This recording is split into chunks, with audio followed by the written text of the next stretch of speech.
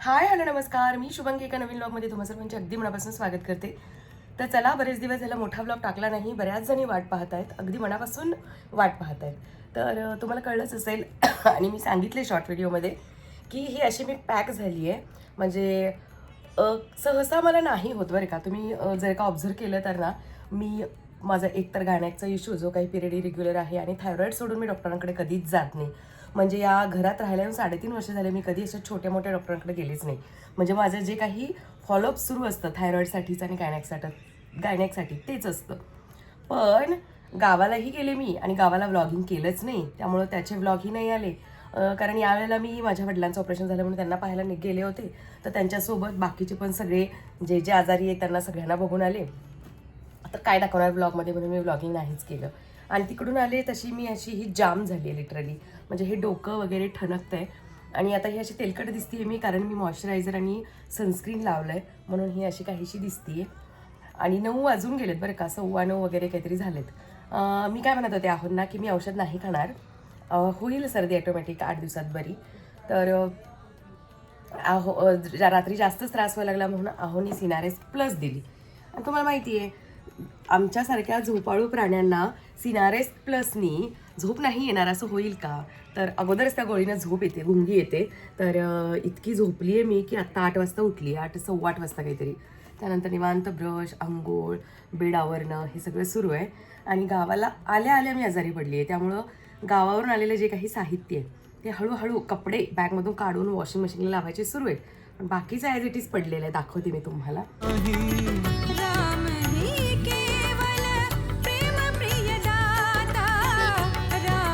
माझ्या या जास्तीच्या झोपेमुळे आहोंना विदाऊट टिफिनच जावं लागते. ब्रेकफास्टसुद्धा नाही. कॉर्नफ्लेक्स खाल्ले जातात, प्रोटीन पावडर पिले जाते, बस एवढंच. तर आता आम्हा दोघांसाठी मी पोहे बनवते आहे. पोहे हा झटपट बनणारा पदार्थ जर का अस्तित्वातच नसता तर बापरे, किती अवघड झालं असतं. कसं आहे ना, की अगदी इमर्जन्सीच्या वेळेला आपल्याला जेव्हा ही अशी तब्येत बरी नसते अशा वेळेला पटकन बनणारा ब्रेकफास्ट आणि हेल्दीही असतो. चला, 1:45 होऊन गेले आहेत आणि मी तुम्हाला दाखवते की कशा पद्धतीनं गावावरून आणलेला माल सारा काही मेवा बोलू शकतो आपण याला पडलेला आहे. सेवई आणलेल्या आहेत 2 प्रकारच्या, कुरडई आणलेली आहे, लसूण आणला आहे, बरंच काय काय काय काय घेऊन आली आहे. काळी द्राक्ष, पांढरी द्राक्ष आणि ही बॅग बघा. यामधली जेवढी धुवायची कपडे होती मशीननी ती धुतलेली आहेत, बाकी आता हाताने धुवायची. यानंतर दुपारच्या स्वयंपाकामध्ये सुद्धा मी शॉर्टकट मारलेला होता.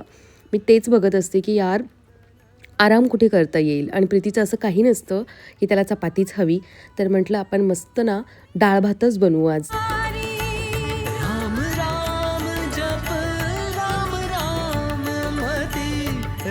कधी कधी सुरीने टोमॅटो अगदी बारीक असा चिरला जात नाही, खूप पिकलेला असतो ना तो.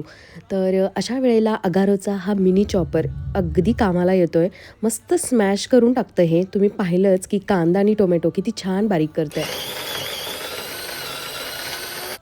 काही जण वरण कुकरला म्हणजे डाळ शिजायला घालतानाच त्यामध्ये हिरवी मिरची आणि टोमॅटो चिरून टाकतात. मीही तशीच करते. कधी तसं करते, कधीही असं करते. फोडणीमध्ये टोमॅटो छान परतवून घेतला, विरघळला त्यामध्ये की अजून छान लागतं वरण. हे मी ऑब्झर्व केलं तेव्हापासून मग मी डाळीमध्येच टोमॅटो आणि हिरवी मिरची चिरून टाकायची बंद केली. तर मस्त अशी हाय प्रोटीन डाळ बनवली आहे, म्हणजेच वरण बनवलं आहे आणि इंद्रायणीचा भात. तर चला, आजचं दुपारचं जेवण हेच असणार आहे. याच्यावरती मस्त लिंबू पिळायचा आणि तुपाची धार सोडायची. तर मला ना एक कॉमेंट होती की साय जे तू डायरेक्ट लावते हे अशा पद्धतीनं मी गॅसवरती ठेवून याला गरम करते, नंतर ते कोमट होऊ देते, त्यामध्ये विरजण लावते, पुन्हा ते 12 तास बाहेर ठेवते, पुन्हा फ्रीजमध्ये ठेवते आणि मग त्याचं लोणी काढते. पण असं न करता जी तू साय लावली आहेस ती डायरेक्ट हँड मिक्सरने हलवून घे आणि मग बघ की डायरेक्ट लोणी निघतं, त्याला विरजण लावायची काहीच गरज नाही. असं मला जे सांगण्यात आलं होतं ते मी आज इथे फॉलो केलेलं आहे. सुरुवातीला मी गॅसवर ठेवलं होतं, माझ्या पटकन लक्षात आलं की यार आपल्याला अशी एक कॉमेंट होती आणि ती जशी आठवली तसं मी ते टोप खाली उतरवून घेतलं आणि तुम्ही पाहिलं त्याच टोपामध्ये मी हँड मिक्सर फिरवून घेतला आणि आलं ना राव, चक्क इतकं सारं लोणी निघालेलं आहे. आणि त्या माझ्या सबस्क्रायबर व्ह्यूअर्स मैत्रिणी किंवा सबस्क्रायबर मैत्रिणी तुम्ही म्हणू शकता की तिने सांगितलं होतं अशा पद्धतीने जेव्हा तू लोणी काढशील तेव्हा उरलेल्या दुधाचं तू पनीरही बनव. तर चला, आज आपण ना पनीरही बनतंय का ते ट्राय करूया. पण लोणी मात्र बघा किती झक्कास असं निघालं आहे ना. आणि सॉरी मी 2-2 हात घालून ही लोणी काढते आहे, कारण ऑप्शन नाही आहे हो. आणि स्वच्छ धुवून मी काढते हात. राम सिया राम सिया राम सिया राम सिया राम सिया राम राम राम सिया राम. 15 दिवसांची दुधाची साय होती ही. इतकं सारं लोणी निघालं. मला असं वाटतं या वेळेला जरा जास्तच निघालं की काय. तर चला आता हे कडवून घ्यायचं आहे आणि मला बघायचं आहे की ते तितकंच खमंग लागतं का. ज्या पद्धतीनं आपण विरजण लावून जे दही म्हणजे सायचं दही बनवतो आणि त्यापासून काढलेलं जे लोणी असतं त्याला म्हणजे त्या तुपाला जसा खमंग असा वास येतो तसाच खमंगपणा या तुपाला येतो का हे मला पाहायचं होतं. बिहारी शिव के प्रिय जो राम हितकारी. प्रत्येकाच्या आजारपणातलं अगदी कम्फर्ट फूड आहे हे. मस्त वरण, भात, तूप आणि लिंबू. किती छान ना. पोटालाही बरं वाटतं आणि तोंडाला चवही येते. मस्त वाटलं हे वरण भात खाऊन. प्रितिशलाही खूप आवडलं. म्हणजे त्याला कधी भात जास्त आवडत नाही, पण आता त्याच्यापुढे ऑप्शन नव्हता आणि बिचारा मला म्हणत होता, तू स्वयंपाकच करू नकोस मम्मी, कशाला करतेयस. 6:15 होत आहेत. मस्त स्वच्छ चेहरा धुतलाय जेणेकरून फ्रेश वाटेल, पण डोळ्यामध्ये जे आजारपण आहे ना आपलं ते पहिलं दिसून येतं. आवाजावरून तर कळतच असेल. मी आत्ताच बसून डॉक्टरांना फोन केला होता की मला म्हणजे औषधं चालू करावी लागतील का, अँटीबायोटिक घ्यावे लागतील का, की मी अशीच बरी होईन, कारण मला असं वाटतं की मी होईन बरी. तर ठीक आहे बोलले, तू सिनारेस्ट घे 2-3 दिवस. तर मी काल रात्री सिनारेस्ट घेतलं होतं, सकाळी नव्हतं घेतलं, पण आता आज रात्रीपासून चालू करते 2 दिवसासाठी. आणि हे बघा, मला काय सांगायचं होतं म्हणून मी कॅमेरा ऑन केला होता की मला ना इथे गॅप होता ॲब्रोमध्ये. तर मला माझ्या पार्लरच्या सांगितलं होतं त्या प्रियांकाने की कॅस्टर ऑइल यूज करा. माझ्याकडे होतंच हे बघा हे. तर हे कोणतं माहिती आहे का, अर्बन बोटॅनिक्सचं कॅस्टर ऑइल आहे. हे मी मागे पण व्हिडिओमध्ये सांगितलं होतं आणि हे खरंच खूप चांगलं काम करतं आहे. म्हणजे माझ्या लक्षात राहत नाही आणि मी काय करते मग दिवसा जेव्हा केव्हा लक्षात येईल ना तेव्हा हे असं लावून ठेवते दोन्ही आयब्रोजला. आणि मागच्या काही एका व्हिडिओमध्ये जेव्हा मी म्हणजे याच पाठीमागचा लास्ट व्लॉग की आमची पार्टी, तेव्हा हे केस असे पूर्ण मागे घेतले होते आणि त्यामुळे इथला पार्ट दिसत होता. तर ते काय सांगू का, जर का तुम्हाला माहिती नसेल तर मला ना इथे खानदानी टक्कल आहे. आता खानदानी टक्कल असं का म्हणते मी, तर माझ्या आईला, मावशीला, मावशीच्या मुलींना, सगळ्यांना आम्हाला इथे तसं आहे. तर म्हणून ते तसं थोडंफार दिसतं. आता पुन्हा केस कलर करायला आले, खूप दिवस झालं, आय थिंक 1.5 महिना झाला असेल कलर करून. तर चला आता व्हिडिओला स्टार्ट करते मी. हे बघा, किचन ॲज इट इज ठेवून दिलं होतं मी, काहीही आवरलेलं वगैरे नाही आहे. थोडंसं ऑफिसचं काम, थोडंसं यूट्यूबचं जे काही शॉर्ट व्हिडिओ वगैरे, इन्स्टाचे वगैरे, आणि झोप काढली आहे थोडीशी. दात इतके सळसळत आहेत, काय सांगू मी तुम्हाला. दुखत आहेत, खूप दात दुखत आहेत. त्या सर्दीचा जास्त त्रास नाही तेवढा त्या दातांचा त्रास होतोय मला. पण थोडंसं ना असं फ्रेश झालं की बरं वाटतंय. आता काहीच नाही केलेलं, फक्त चेहरा धुतला आणि लिप बाम लावलं. तर चला मी फास्ट फॉरवर्डमध्ये तुम्हाला इथून पुढची कामं दाखवते. आणि सर्दीसाठी एक जालीम उपाय आहे जो गावी केला जातो, आमच्या इकडचा तो पदार्थ आहे, तो मी बनवणार आहे. हां, तर कंटिन्यू व्हिडिओ बघत. राम रामेति रामेति रमे रामे मनोरमे सहस्रनाम तत्तुल्यं राम नाम वरानने. राम रामेति रामेति. किती काहीही झालं तरी काही कामं काही चुकत नाहीत, हो की नाही, आपल्याला करावीच लागतात. तर चला आता आराम करून झाला आहे आणि पुन्हा पुढच्या कामाला लागली आहे. सगळी भांडी लावणं, कपडे मशीनला लावणं. आणि हे पहा, जे काही लोणीकडून उरलेलं दूध होतं ना, तर त्याचं पनीर हे असं काहीसं बनलं आहे. म्हणजे ते प्रॉपर पनीर बनलंच नाही आहे, पण ठीक आहे, आहोंना विचारण्यात येईल आल्यानंतर की हे तुम्हाला वाटते का पनीर, आणि मग त्याचा डिसिजन घेतला जाईल की ते बांधायचं कपड्यात की नाही. आणि तूपसुद्धा खूप सारं निघालेलं आहे बघा, आणि हे तितकंच खमंग बनतं आहे. हां, जसं आपण जी काही आपली पूर्वीची पद्धत आहे विरजण लावून काढण्याची, त्या पद्धतीनंच हे बनतं आहे. आणि मला असं नेहमी वाटायचं की कसं काय इतकं खमंग बनू शकेल, पण नाही बनतं आहे हे. तर आता विरजण लावण्याची एक स्टेप कमी झालेली आहे आणि बऱ्यापैकी काम त्यामुळं कमी झालं आहे. राम सिया राम सिया राम सिया राम सिया राम सिया राम सिया राम सिया. मी तुम्हाला म्हटलं ना सुरुवातीला की सर्दीसाठीचा एक जालीम उपाय म्हणजे माडगं, आमच्या इकडचं माडगं, ते बनवायचं आहे. आणि मी चक्क ते आता आहोंना बनवायला सांगणार आहे, कारण माझी कामच संपत नाही आहेत. चला, दूध हे जे काही उरले याच टोपामध्ये अजून थोडं पाणी ॲड करायचं, म्हणजे जितकं दूध आहे तितकंच पाणी ॲड करून माडगं वैरून घ्यायचं आहे यामध्ये. अमरी बस एक विधि भव सागर तारी जिनको पूजत कृष्ण बिहारी, जिनको पूजत कृष्ण बिहारी शिव के प्रिय जो राम हितकारी, राम राम सिया राम राम सिया राम राम.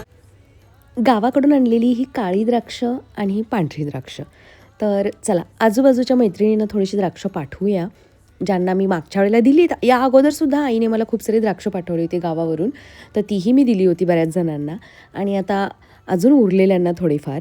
तर हे असंच सुरू आहे माझं छोटं मोठं. तेच मी तुम्हाला म्हणत होते की इतकी सारी कामं असतात ना घरात आपल्याला, छोटी छोटी छोटी, की कळतच नाही की कुठे आपला कसा वेळ निघून जातोय. अजूनही मला कपडे सुकत घालणं बाकीच आहे. पनीर नाही आहे, चव बघायची.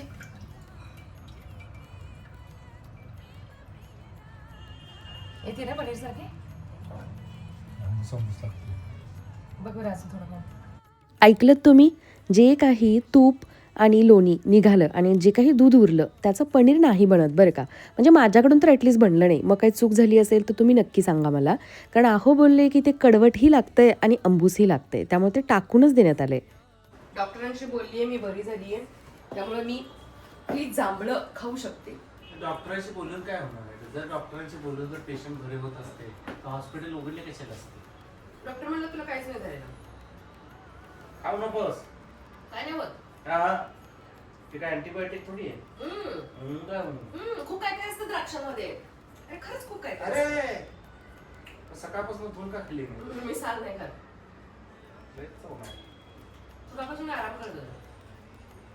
आणखी का धुवायला लागलात? मला पुरलीच नाही ती घेतली सगळी.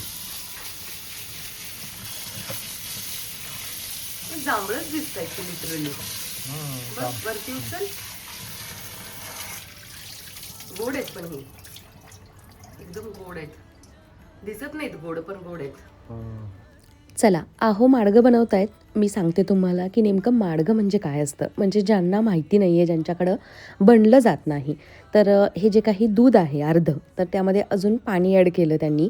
ॲक्च्युली हे खूप असं उकळू द्यायचं असतं आणि मग त्यामध्ये हे माडग्याचं पीठ छानपैकी आपण ज्या पद्धतीनं बेसन वैरतो ना त्या पद्धतीनं हे करायचं असतं. पण आत्ता मला व्हिडिओ एडिट करताना कळलं आहे की हे गडगोळे का झाले आहूंकडून, कारण आहूने ते छान उकळूच दिलं नव्हतं. तर हे माडगं बनतं कशापासून? मी नेहमी जे व्हिडिओमध्ये म्हणत असते ना, काळा हुलगा आमच्या साईडला मिळतो तो, तर तोच असतो. तो भाजलेला असतो छान आणि दळलेला असतो, त्याचं पीठ बनवलेलं असतं आणि त्याच्यापासून हे माडगं बनवायचं. अर्धं दूध अर्धं पाणी किंवा पाण्यामध्येही बनवतात. मीठ टाकायचं, शेवयाही टाकतात, काहीजण भातही टाकतात थोडासा, पण आम्हाला नाही आवडत भात वगैरे. मी शेवयासुद्धा नाही टाकत. आणि वेलची पावडर टाकू शकतो आपण यामध्ये आणि खूप सारा गूळ घालायचा त्यामध्ये, म्हणजे ज्यांना हवा आहे. तूप घालायचं आणि खायचं, मस्त लागतं. आणि पूर्वीची लोकं म्हणायची की असं हे माडगं गरम गरम अगदी पिलो ना की सर्दी तर पळून आपले जाते. आजचे शेफ आहेत मिस्टर भोसले. हे काय करताय? भातावरती तुंप वाढलं. हे भात नाहीये, माडगं बोलतात याला, माडगं. माझ्यामध्ये खूप थोडं तूप टाका. माझं कोणतं आहे? मी ते प्लेटवालं घेणार आहे. खूप झालं हो त्यामध्ये तूप. बरं ठीक आहे, असं दूध टाकूया. मला गुळ नको आहे. हे प्रितिशला बस झालं, घट्ट तूप आहे. माझ्यामध्ये दूध ऍड करा. तुम्हाला दूध हवंय का? मी टाकतो. सगळ्यांमध्येच दूध घ्या ना थोडं थोडं. हा बस बस बस, कारण ऑलरेडी आपण अर्ध दूध आणि अर्ध पाण्यात शिजवले ना. याने ना सर्दी, दात सळसळणे सगळं कमी होतं, हो ना. यामध्ये नाही घातलं दूध, ठीक आहे. तुम्ही गुळ ऍड करणार आहे ना? गुळानं पण टेस्टी लागतं. गूळ घातल्यानंतर खरंच टेस्टी लागतं बरं का. तर एकदा नक्की करून बघा, हा पदार्थ आवडेल तुम्हाला, मस्त लागतं. मला फक्त दूध आणि ते माडगं गरम गरम एवढंच आवडतं. आज तर मी तूप एक्स्ट्राचं ॲड केलं आहे. मस्तपैकी आता माळ्यावरती ताव मारणार आहे आम्ही. आणि तुम्हाला पण वेळ मिळाला तर या कधी तर आमच्या हातचं माळगं खायला. आमच्या नाही, तुमच्या हातचं गडगोळेवालं.